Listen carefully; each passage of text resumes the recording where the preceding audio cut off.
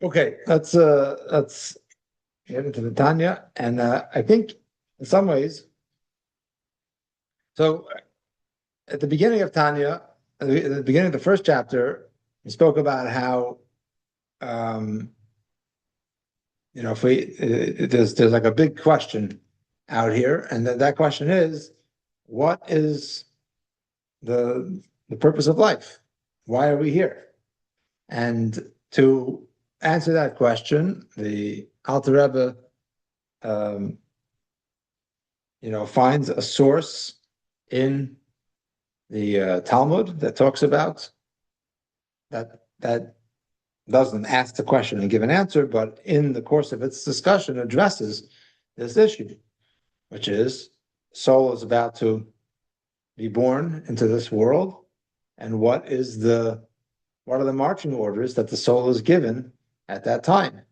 Be a tzaddik and be navi rasha. So,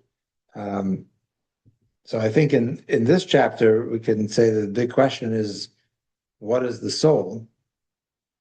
And once again, where are we going to find in the Torah where this idea is addressed? And like so many of these kind of questions, not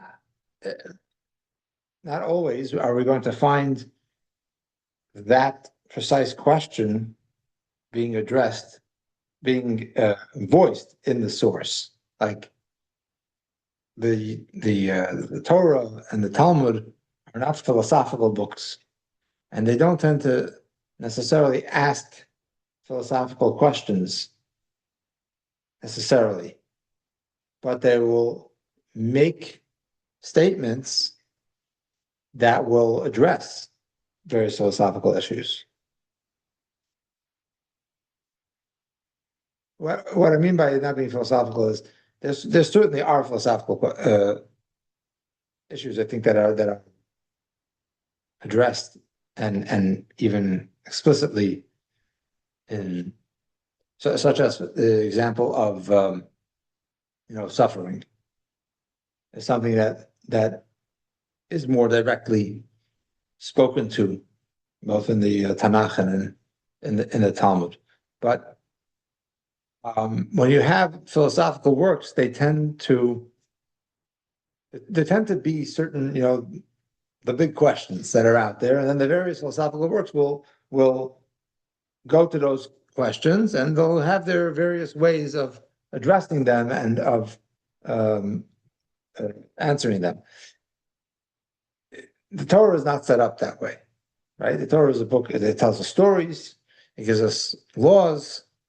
The Talmud is a lot of legal discussion and stories, and aphorisms and all kinds of good things. But it's not organized in any kind of like. It's not organized as a book as any kind of philosophical book, but if we, if you know enough, you are able to go back and find where the Torah addresses this question or that question that comes up and that we are looking for the answer for. So, does the Talmud ever ask the question, what is the soul? Like what is the nature of the soul? I don't know, but if we are to ask that question, then we can go back to the Tanakh or to the Talmud and find teachings that are going to address that. So since I brought up the question, just to repeat something that I heard from one of my rabbis in yeshiva, Rabbi Melech Tzvibel, who repeated it from. I forgot who he cited this from, some elder chassid.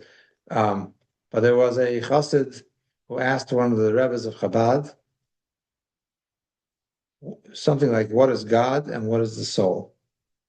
So the Rebbe said, what is God? God is that he clearly exists. In other words, he definitely exists, and outside of him, nothing else definitely exists. And what is a soul? A soul is the realization that he definitely exists, and outside of him, nothing else definitely exists. That's also something that we can meditate on for a long time to plumb the full import of that statement. Okay, so last week we started to scratch the surface on this question, and last week we saw that the Alter Rebbe explained the quintessence of the soul, if you will, which is that it is a chelek Eloka mimal mamish. It is a part of God from above, literally. And we spoke about the metaphor of God blowing the soul into Adam's nostrils. That blowing is different from speaking, where when a person speaks, they also emit air, and they need air to speak, and it takes some energy to get that speech out, but it's incomparable to the kind of energy that it takes for a person to blow. And so blowing indicates a level of vitality, of life within the blower that is from a much deeper level, a much more internal level than that which is expelled through speaking. And so, whereas with regard to the rest of creation, the Torah describes the way God created everything as being through speech. God's spoken to us. God said, "Let there be light." God said, "Let there be a sky." God said, "Let the dry land appear." Let the sea swarm with animals, with marine life, and so forth. When it comes to the human being, God does not just speak man into existence, but he blows the breath of life into his nostrils. He gives him a much deeper part of himself, so to speak, than the rest of creation. And that's why specifically the soul is referred to as a part of God from above, literally. Okay, so now in the next part, we're going to talk about the metaphor of a child. Okay, that the Torah refers to the Jewish people as God's children. And what does the metaphor of a child mean, and how does that describe the soul? So you're each different books, but we're after the first section, there's two dots at the end. Kach al derech mashal. So too, by way of example. I'm looking to see if this edition. Okay, so in the original Tanya, this would be on page 6 on the first side. Okay, so kach al derech mashal. So too, to use a metaphor, Neshamot Yisrael alu b'machshava. The souls of Israel arose in God's thought. Actually, it's interesting because we just started Kitisa, the parsha of Kitisa, and there a couple of interesting things. First of all, we were talking about the meaning of the titles that are given to the Sfirot, Chochmah, Binah, Dat, right? Those are actually mentioned in the parsha, because God says that He is endowed B'Tzalel with Chochmah, Binah, Dat in order to be able to build the tabernacle. And Rashi explains what each one is. So he says, Chochmah means something that a person hears from somebody else and learns it. That's their Chochmah, that's their wisdom, if you will. He says, so what is Binah? Understanding is when you infer one thing from another. So you've learned from others whatever you've learned, and now you're inferring from that new ideas. And he says, what is that? What is knowledge? He says, that's Ruach HaKodesh, that's divine inspiration. So when we talk about the Sfirot and we talk about Chochmah Bina Dat, which we're going to get to some of that today, we're not necessarily using those terms in the same way. Although certainly there are many places in Chassidus where these interpretations will be referred to, and we'll learn more about the meaning of these concepts of these Sfirot and these powers within the soul from the way, like Rashi interprets it, or he usually is drawing on a midrash for the Talmud. So it's out there, but within Chabad thought, they have it doesn't exactly overlap the way these are interpreted. But another thing that it says about what God endows B'Tzalel with is that He gives him the ability lachshov machashavot. So literally, that means to think thoughts, right? What kind of Rashi explains it doesn't mean that's not what it means. He explains that in the craftsmanship that went into making the tapestries for the sanctuary, so there was something called maaseh choshev, so a particular kind of weaving in which the two sides of the tapestry had different pictures on them.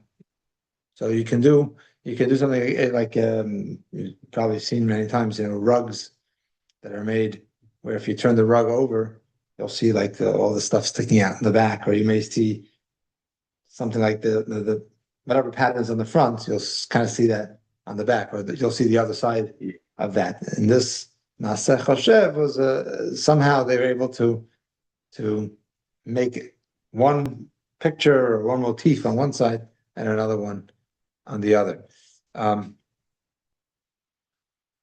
So yeah, but as far as what we're talking about over here, so he mentions this idea of Yisrael alu b'machshava. Israel ascended in thought.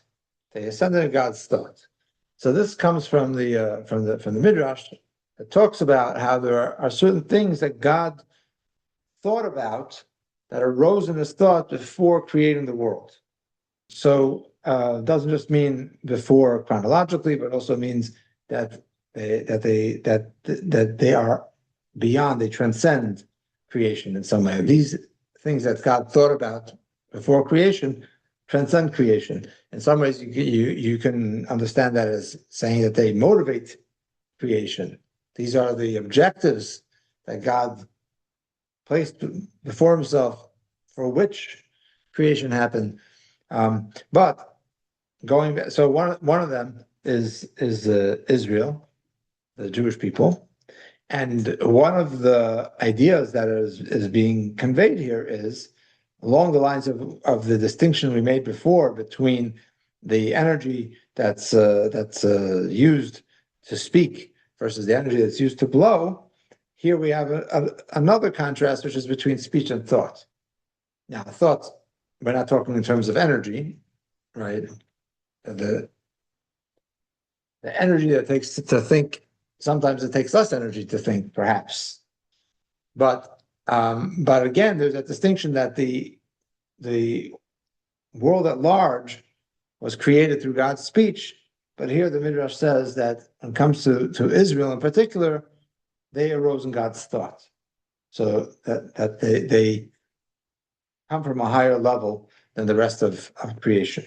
And this again goes to what he's talking about before, the divine soul, the particular aspect of divinity that is beyond the norm, beyond the natural, beyond the worldly, but there's an element within each Jew that is transcendent, that is above time and space. So I want to read a little bit and then go back to unpack. Okay, and that's a statement from the Midrash. And now he cites another kind of proof text from the Torah. As it is written in Exodus, B'ni b'chori Yisrael, my firstborn son is Israel. That God told Moses, go to Pharaoh and tell him, Israel is my firstborn son, and if you don't let him go free, then I'm going to kill your firstborn. Right? So, but the fact that the Torah uses that metaphor to talk about the Jewish people, to call them God's firstborn son, or God's son. Likewise, we find later in the Torah, where God says, "Banim atem laHashem Elokechem," you are sons to Hashem your God. Over there's in the context of that we are not to tear out our hair or make gashes in our skin when for mourning or whatever reason people would do that, because we have to be presentable. That's for God's children. How does it look for God's children to look kind of disheveled? So, but there again, the Torah refers to us as banim atem. You are sons. You are children of God. So, what is this metaphor of children? The Alter Rebbe is not the first person that ever addressed this question. Obviously, there's this is something that either implicitly or explicitly is understood and explained by anybody that touches this verse. So when God refers to the Jewish people as children, we usually understand it in terms of saying that we have a special relationship with God. A person has a particular closeness and love for their children that is more so than to other people. Special protection, let's say, that God promises us, or the giving of the Torah, where God says, "You will be a treasured nation to me." So it's a way of speaking, right? It's a way of expressing that love and that closeness. But here, as we're going to see, the Alter Rebbe doesn't suffice with that, but wants to really, really drill down to the specific metaphor of a child. Like what is the particular relationship between parent and child? So that's what he says over here. Perushus means that Kemosha ben nimshach mimoach ha'av, just like a son derives from the father's brain, from the father's mind, kach kaviyachol, so too, as it were, that's a big word, kaviyachol, nitzmat kol ish Yisrael, the soul of each Jewish individual, nimshacha mimachshavto v'chochmato yitbarach, derives, is drawn from God's thought and God's wisdom. Okay, so the Alter Rebbe here refers to the idea that the child derives from the father's brain, or the father's mind. This is a key element of what he's going to be talking about over here. So, biologically, I don't know at what point they talk about the where the sperm comes into existence or whatever, but certainly the beginning of reproduction begins with impulses in the brain. To the extent that perhaps this is a related idea that the Talmud talks about. The way the Talmud puts it is that erection only happens with consciousness. In other words, a person, and for that reason, there's a difference between a male and a female as far as illegitimate relations. That there's more responsibility on the male, because you have to have some consciousness in the act. But at any rate, that's so. In a sense, the beginning of the existence of the child begins in the mind, and as we're going to see later, the way that the Alter Rebbe explains this is that in a sense, the child is like a piece of the Father that then, separates off and becomes the child. So the Torah uses the metaphor of child, of children to God, to express the dynamic of the soul, that the soul is to God what a child is to the Father. And let's stick with Father for now because it's much more straightforward in this context. However, what we're doing here is, and this might be a good place to bring up this topic, a common verse that's brought up in Chassidus is from the book of Eov, from the book of Job, where it says, "Mibsari echzeh Eloka." That means, from my flesh, I see God, or I behold God. And the way that Chassidus interprets that is that from observing my flesh, from observing my own being, my own body and personality and nature, I can see God. I can understand God from that. And that's what we're going to be doing over here, which is when we talk about 10 sefirot. How do we understand 10 sefirot? We look at those aspects within ourselves, and from there we draw analogies to God. Now, we used a very important word over here, which was the word kaviyachol, which we translate usually as it were, right? So, in other words, we draw a distinction between the way it is for us and the way it is with God. That God is infinite, and we can't limit God by the same ways that we're limited. However, at the same time, we are meant to at least have some way of understanding God through these metaphors or through these analogies to ourselves, granting that they're inadequate.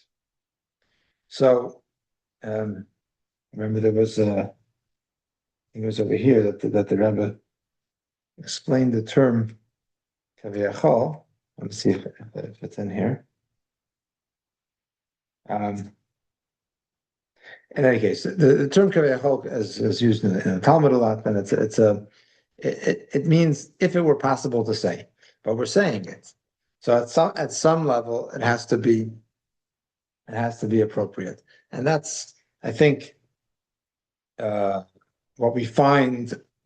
A lot of the work that's being done in Chabad thought is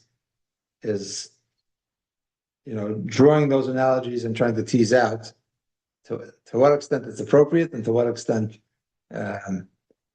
does the analogy break down and does our attempt at coming to some understanding of God break down. But we are meant to understand it in some way. In other words, we're not meant to just give up on the enterprise and say, God is beyond us. God could be irrelevant to us. That's not what the Torah is teaching us. The Torah is teaching us that God is very relevant to us. That in order to love God, we have to know God. And by the way, if a person's understanding of God is going to come from observing the cosmos, or nature, or whatever it is, that's also describing God in some way. We're always trapped in that. If we want to say anything about God, we're going to have to say something inadequate. So we do, and then we say kaviyachol as a word. Okay, so now he emphasized, or I will emphasize, the word that the Alter Rebbe uses, that the child derives from the father's mind, from the father's brain. And likewise, he says, every Jewish soul derives from God's thought and wisdom. So not just that it derives from God in some kind of unspecified way, but it derives from God's thought and wisdom. And that's going to, again, go to what the essence of the soul is.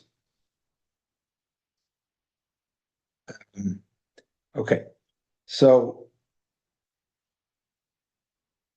I want to pause before we go on. There is a long a rather long insert here, a note, right? There's a number of places in Tanya where there is what's called Hagaha, which literally means like a gloss or it's a thought that the Alter Rebbe included in the text, but it's not directly, in other words, it's not essential for the flow of the text, and you could understand without it, but he will use these little inserts, and you can see in the in the printed version of Tanya, and I'll just show you over here, right, where you have the regular type over here, and then the smaller type, and it's kind of inserted in the whatever you have the Hagaha, you have the gloss, and he'll deviate a little bit into a topic that kind of comes up that he wants to address, but it's sometimes often more abstruse than the rest of what he's saying. So it's kind of like he's saying, you know what, don't worry about this if it's over your head. You know, you can understand the rest without it. But I do want to get to it because I think it has some very important points in it. But before we do, I want to preface something that's really going to come up in the next chapters, in the following chapters, but it's worthwhile deciding to talk about now. So, I gave that whole slideshow about the various the Sfirot and the various worlds and all of that, just as a kind of general overview of the picture of the way the whole system works according to Kabbalah, and that Hasidus is operating with. So here's another kind of general concept that relates to that. And this we will talk about in terms of two terms. One term is Mimaleh kol almin, which means filling or permeating all worlds. So Zohar describes God as filling or permeating all worlds. We also have similar expressions even in biblical sources, such as Melo kol haaretz kvodo, the fullness of the entire world is God's glory. Right, the world is filled with God's glory. And then there's another concept that the Zohar talks about, which is sovev kol almin. So he surrounds all worlds, or he encompasses all worlds. And one way that we can translate these two terms is that mimaleh is immanent with an A, not with an I. Immanent, like within, and transcendent. So God is and relates to us in both ways, in an immanent way and transcendent way.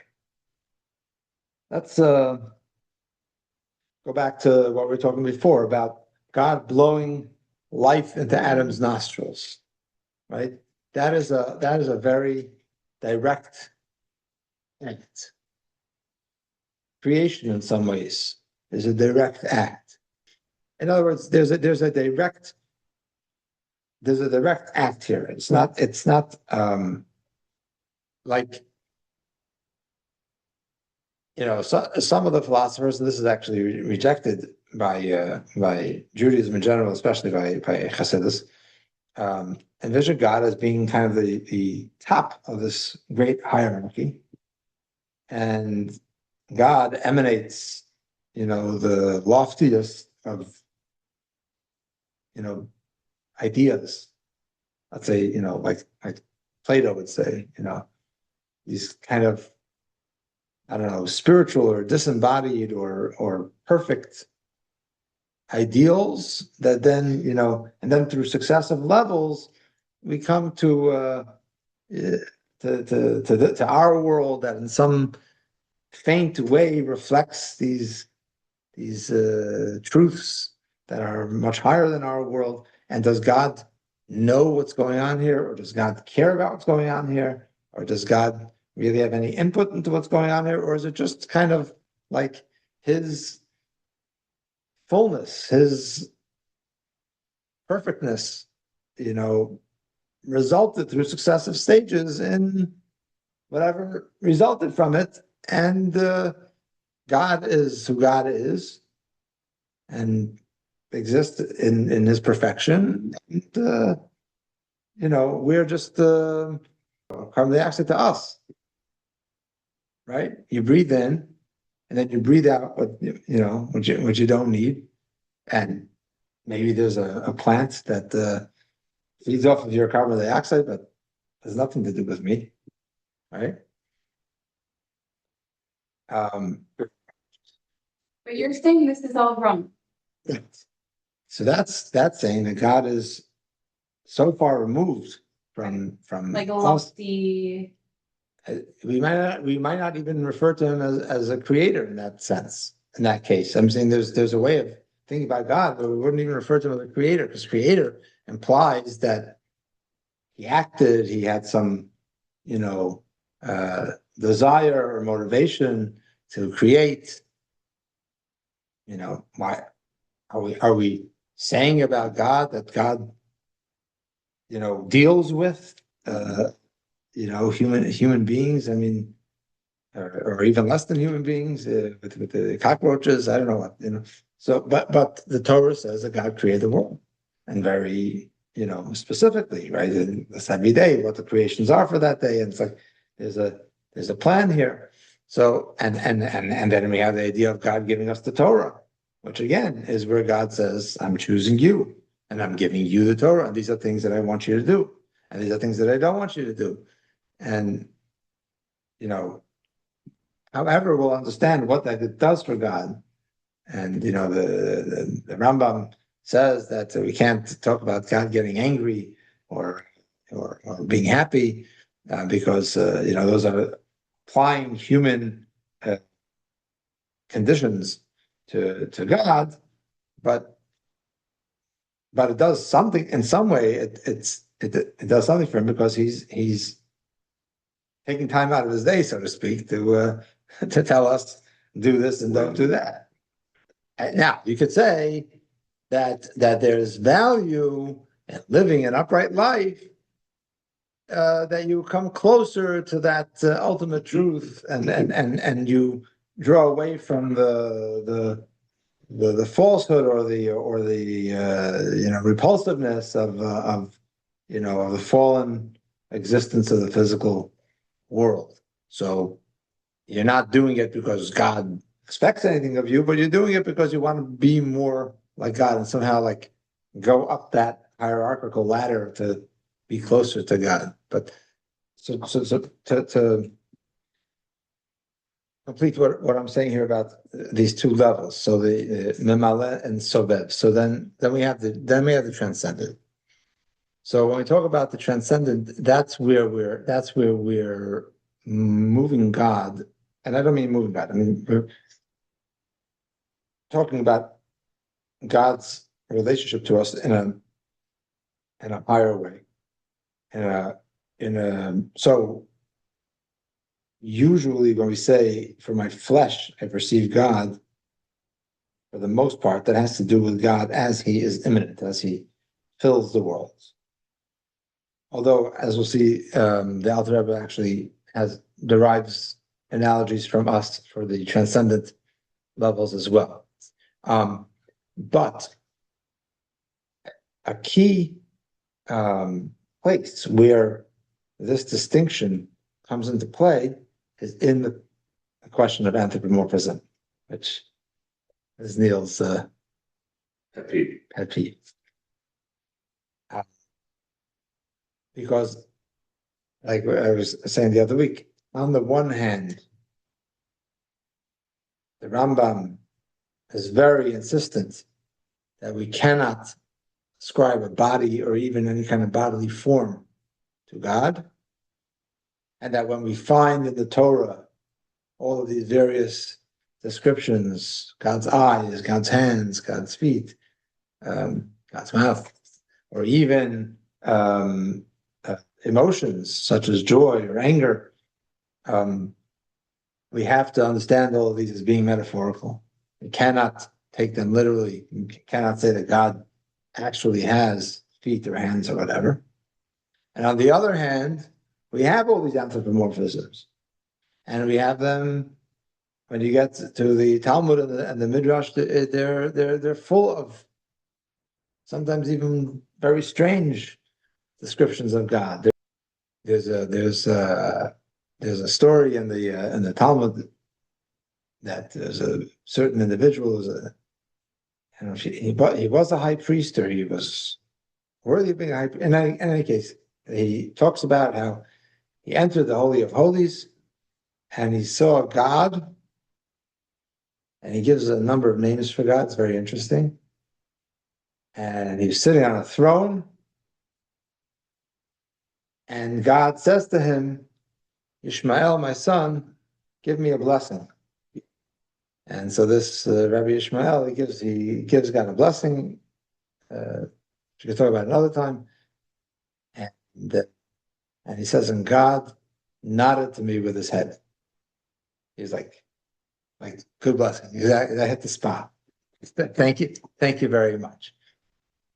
Right. So there are some very, very, very real, very graphic anthropomorphisms that are found in these texts, and fine, but and the Alter Rebbe fully follows the Rambam and this idea that God does not have a body or even a form of a body, and that line is repeated on numerous occasions throughout the discourses of the Alter Rebbe,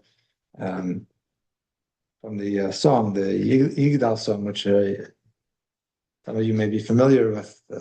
Ein lo demutagu ve'eino gu.